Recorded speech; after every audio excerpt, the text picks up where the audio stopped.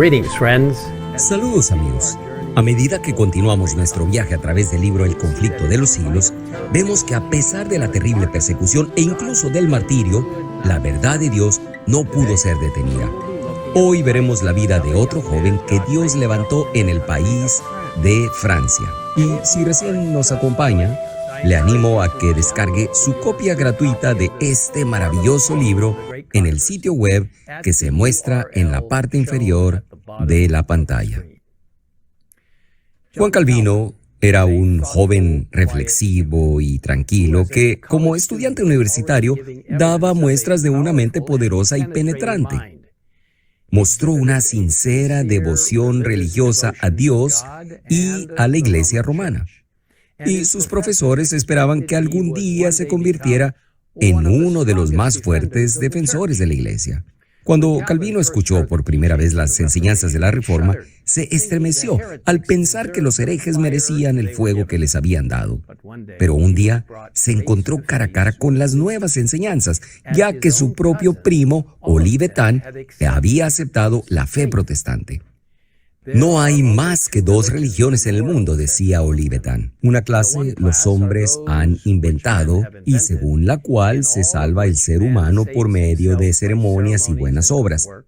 La otra es la que está revelada en la Biblia y que enseña al hombre a no esperar su salvación, sino de la gracia soberana de Dios. Si bien Calvino rechazó de inmediato estos pensamientos, las semillas que su primo había sembrado permanecieron en su mente y continuó luchando con ellas.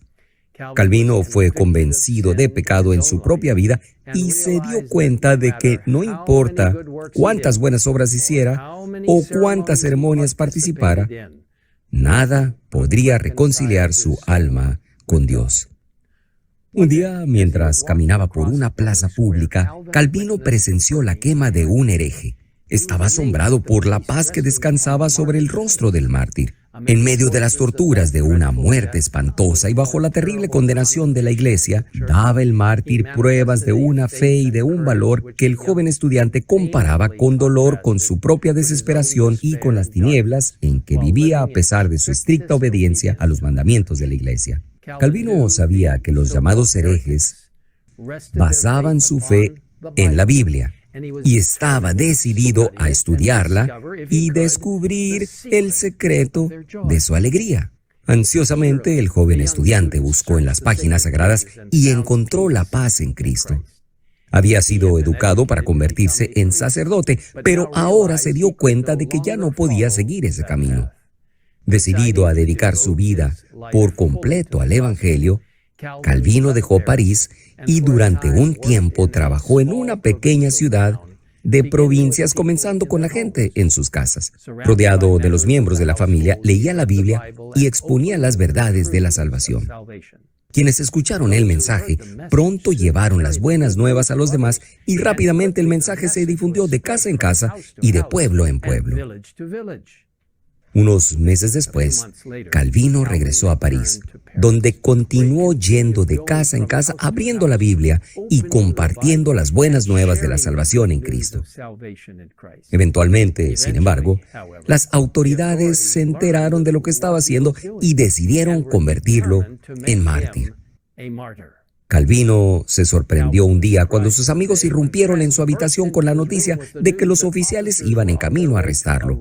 En ese momento, se escucharon fuertes golpes en la entrada exterior de la casa donde se hospedaba. Mientras sus amigos detenían a las autoridades en la puerta, Calvino escapó rápidamente por una ventana y corrió hacia las afueras de la ciudad, donde encontró refugio en la casa de un amigo. Vestido con la ropa humilde de un campesino y cargando un azadón al hombro, el reformador emprendió su viaje hacia el sur.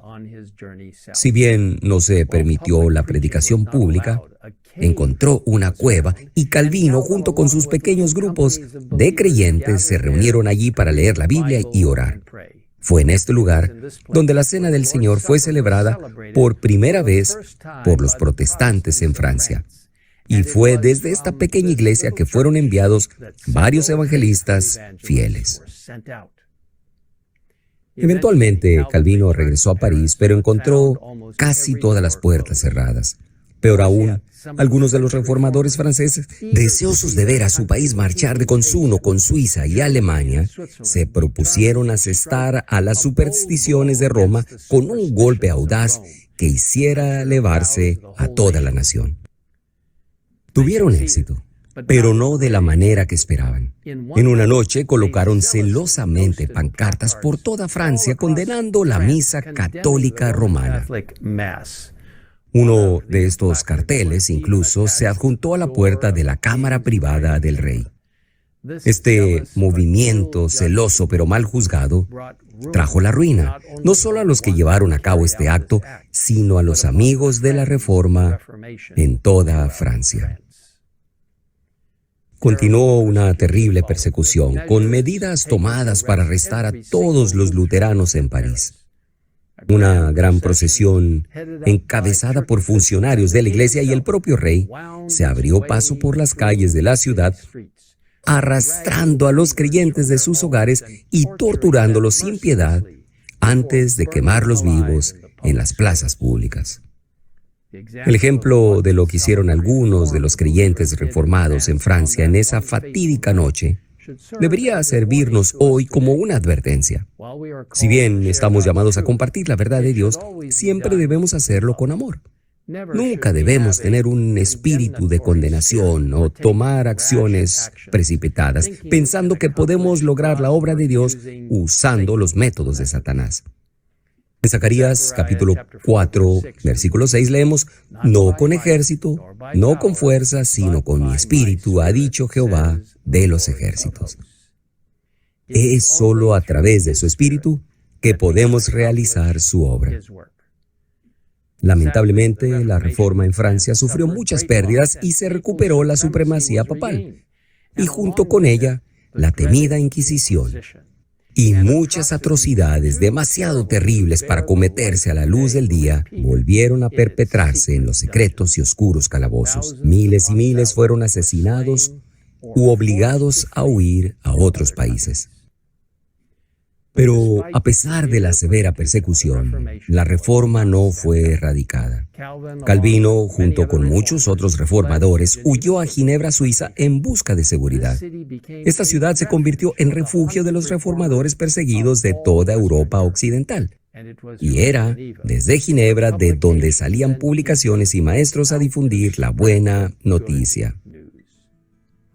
Nos apoyamos en estos valientes que arriesgaron todo para compartir la verdad bíblica con todos los que quisieran escuchar. Y hoy, Dios nos está llamando a mantener esa luz ardiendo intensamente en un mundo donde la oscuridad sigue cayendo. Les invito a orar conmigo ahora mismo. Querido Señor, gracias por estar con reformadores como Juan Calvino y otros que ayudaron a mantener la Biblia a la vanguardia. Quienes fueron de puerta en puerta, quienes hablaron de persona a persona, ayudando a otros a conocer toda la verdad. Señor, gracias por aquellos que se mantuvieron firmes por ti, incluso frente a la muerte. Ahora te pedimos que nos guíes a cada uno de nosotros a medida que entendemos nuestro papel en estos últimos días de la historia de la tierra, justo antes del regreso de Jesús. Que nosotros también debemos defender completamente toda la verdad bíblica, proclamarla y compartirla, incluso con el riesgo de nuestras vidas. Por favor, anímanos y susténtanos. Gracias por la palabra de Dios. En el nombre de Jesús lo pedimos. Amén.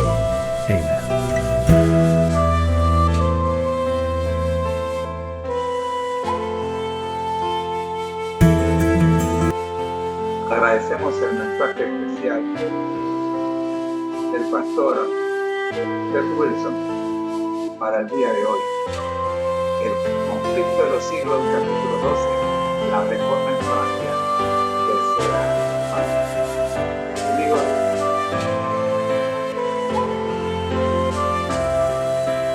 que el Señor les bendiga y no se pierdan mañana cuando seguiremos estudiando esta interesante serie, el conflicto de los siglos con nuestro presidente. Bendiciones.